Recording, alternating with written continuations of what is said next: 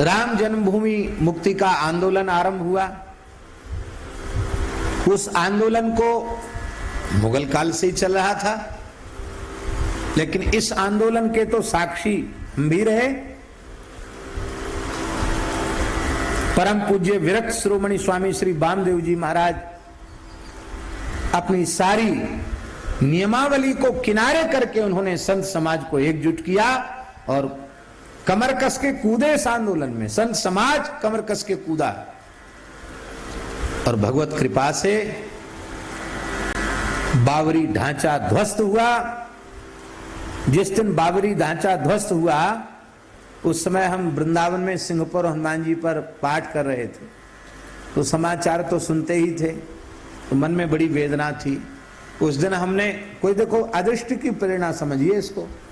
उस दिन मैंने संकल्प किया हनुमान जी, सिंहपुर हनुमान जी के सामने कि हनुमान जी आपने गर्जना की थी तो औरंगजेब के सैनिक सब मर गए, गिर गए और वृंदावन को टूटने से, मंदिरों को उजड़ने से आपने बचाया, तो आज ऐसी गर्जना कीजिए कि वो ढांचा ध्वस्त हो जाए। हमने कहा हम तभी उठेंगे अपने आसन से जब कोई अच्छी खबर आ जाए, क्योंकि संभावना बहुत ऐसी थी और शासन भी प्रदेश में ऐसे व्यक्ति का था जो कहता था परिंदा पर नहीं मार सकता है। और एक दिन में दास ने, जहां तक हमें स्मरण है, 96 सर्ग का पाठ किया हमने एक दिन में। सवेरे आके बैठ गए, बिना खाए पिए लघुशंका भी नहीं गए, करते ही रहे पाठ। अभी जो महंत हैं श्री सुंदरदास जी अखाड़े के, उनके गुरुजी इस समय विराजमान थे, वो 2-3 बार हमको देखने भी आए कि ये क्या महात्मा बैठा है सवेरे से पाठे कर रहा है, उठा ही नहीं आसन से। शाम को उन्होंने आकर के कहा महाराज जी ढांचा गिर गया, काम हो गया, बोलो वृंदावन बिहारी।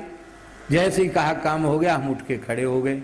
महाराज जी बोले आज तो पंडित जी आपने बहुत देर पाठ किया, पूरे दिन पाठ ही करते रहे। मैंने कहा महाराज जी ये संकल्प था।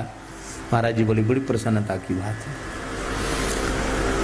राम जी को तंबू में रहना पड़ा, टेंट में रहना पड़ा, और लोग कहते थे कि राम मंदिर निर्माण इस धर्मनिरपेक्ष देश में कैसे होगा। लेकिन धन्यवाद माननीय सर्वोच्च न्यायपालिका को भी धन्यवाद, जिन्होंने जो न्यायोचित था वही किया, और शासकों को धन्यवाद, प्रजा को धन्यवाद, और उस भारतीय प्रजा को भी धन्यवाद जिन्होंने अपने धर्म, पंथ और संप्रदाय से ऊपर उठ करके राम मंदिर बनाने का समर्थन किया। आज वह भाग्यशाली घड़ी पुनः इस भारत की धरती पर आ रही है। 5 अगस्त को भाद्र कृष्ण द्वितीया बुधवार को श्री राम मंदिर का भारतवर्ष के गण्यमान्य संतों की, धर्माचार्यों की उपस्थिति में इस देश के माननीय प्रधानमंत्री जी इष्टिका स्थापन करके, शिलान्यास करके श्री राम मंदिर का भव्य शिलान्यास कर रहे हैं। हम इतने प्रसन्न हैं कि हमारा रोम रोम प्रसन्न है, आह्लादित है। हम भगवान से प्रार्थना करते हैं कि माननीय शासक और उनके समस्त सहयोगी वे दीर्घायुष्य प्राप्त करें।